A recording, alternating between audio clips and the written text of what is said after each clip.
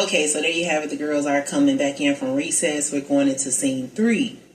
During the 8 seasons of Erin Kennedy's recovery on the other island, Governor Nancy undergoes plastic surgery as a projection to become similar to Erin Kennedy.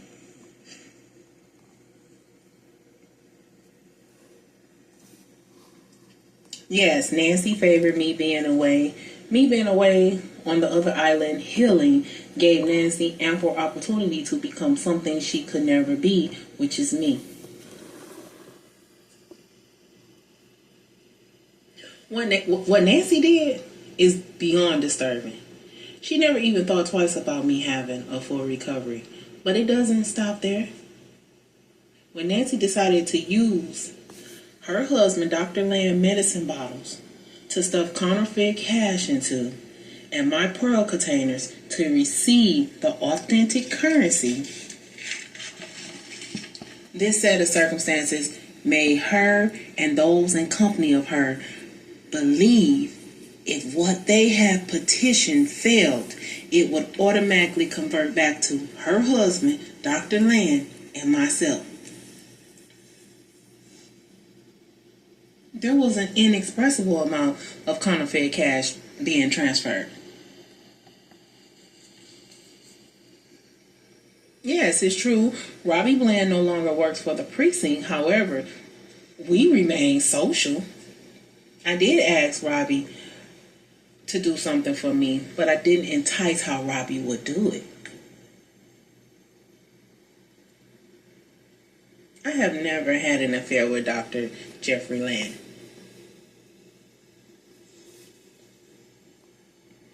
Who's Mike?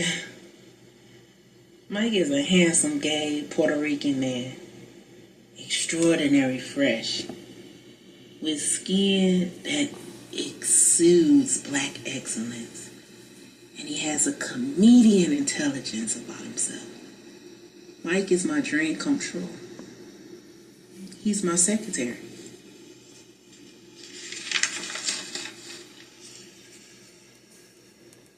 Yes, Mike's an alcoholic.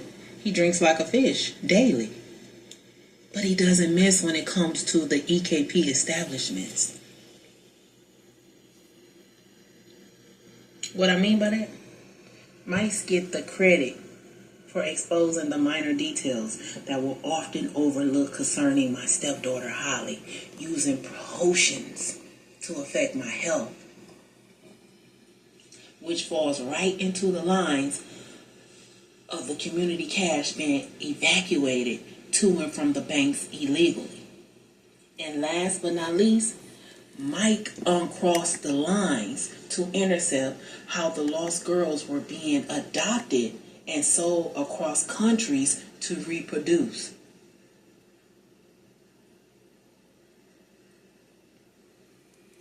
I had no other choice but to swipe out managers and supervisors and replace them with the EKP girls.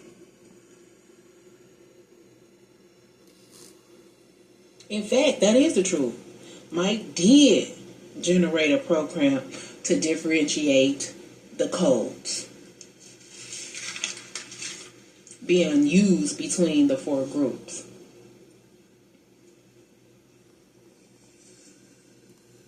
According to Mike findings, the groups would use the word Tahitian pearls when a specific DNA blood type was discovered. The positive DNA samples of the lost girls were shipped to the island using the EKP pearl boxes. And once the positive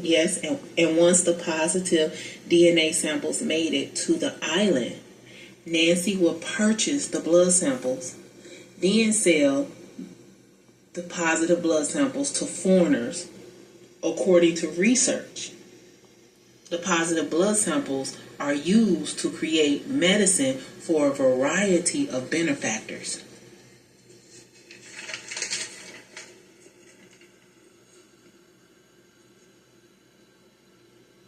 The adoption of Jake and Miss Shindig's children didn't become known until January 2017.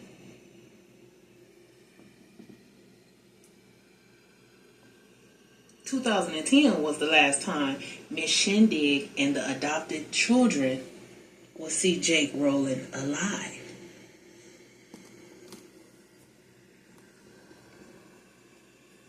Oh, I believe wholeheartedly Jake did what he thought was the best to protect Mrs. Shindig and their adopted children. Jake was in fact married to Mrs. Shindig and Monica Rowland during the time of his death, which is also factual to Mike's findings. Monica Rowland, daughter/sister, transferred most of Jake's businesses into her name before Jake's passing.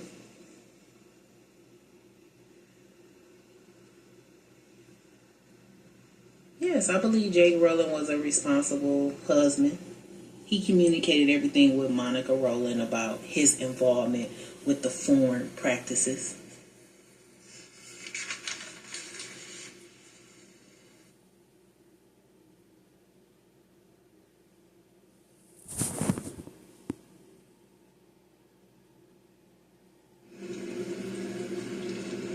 Okay, welcome back. The interview questions are muted out. This is to engage the listeners to have their own perspectives about the EKP2 and what would they ask if they had an opportunity to question any of the EKP girls. The comment section is open. Like, subscribe, and share. Hashtag ANTS, hashtag All Night Talks. Let's gather. Bring the ants in. Y'all are not going to want to miss this. Mrs. Shindig did not come to Columbia to receive Jake's Rowland inheritance. Jake had been sending her and them adopted children money for years. Miss Shindig arrived once she heard of Jake's death. I did employ Miss Shindig after surprisingly hearing that her and Jake adopted the children. I also asked her to move to Columbia for added protection. This wasn't the main objection. Hold on, wait, let me... I know this was brought up in several interviews, but this wasn't the main objective that caused RT and I to separate. RT always had a difficult time understanding the way I do business. And the more people we employed, the closer we got to a divorce. But the best part was yet to come. During the divorce, the judge orders us to present affidavits. In the beginning, RT and I never questioned whether or not Holly was his daughter. I stood behind RT. And he went full speed ahead to obtain full custody without considering taking a DNA test. Absolutely. Mike's expertise were used because Madison refused to cooperate during the trial, mainly because her, along with Nancy, knew Holly didn't biologically belong to RT. Yes, it's a pitiful situation. It also is very awful, which occurred, but it's the facts that comes out in reality.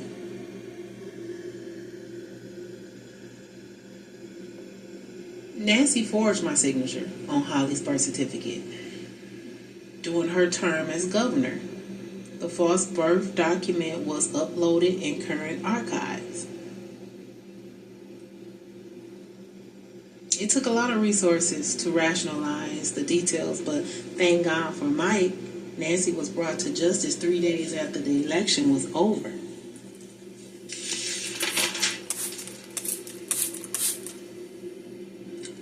We did discover Holly was also a part of the Lost Girls after having Holly's DNA examined.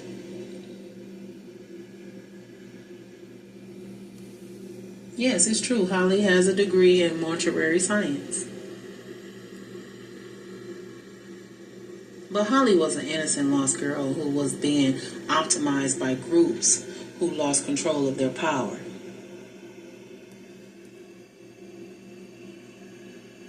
Eventually, RT and I were granted a successful divorce, but thankfully we decided to share custody.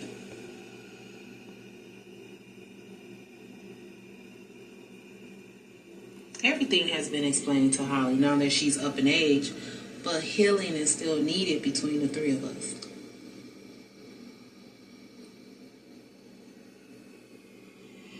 After the divorce was settled, surprisingly, being married to RT made more sense.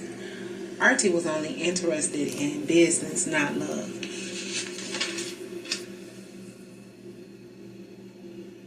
I stayed in my marriage not because I was happy. My attention was on other things concerning my business, bringing my family together. And at the time, I didn't believe in divorce. I guess you could say I just thought the marriage would work itself out over time. That never happened. I kept receiving revelation the marriage was going to get worse.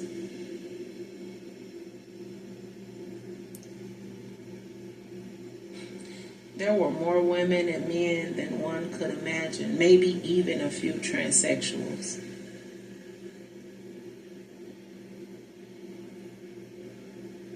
During the 17 years of marriage, I healed from poor health, right into having my heart broke by RT, my ex-husband.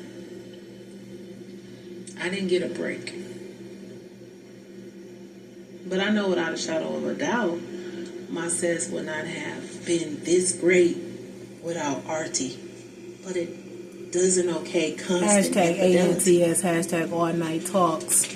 Let's gather. Bring the ants in. Okay, so there you have it.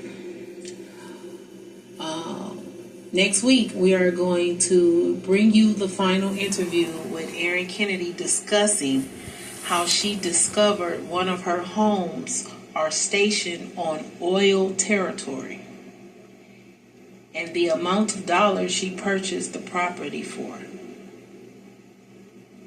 It's the EKP, the Erin Kennedy Project. Let me hear you say EKP. The Erin Kennedy Project.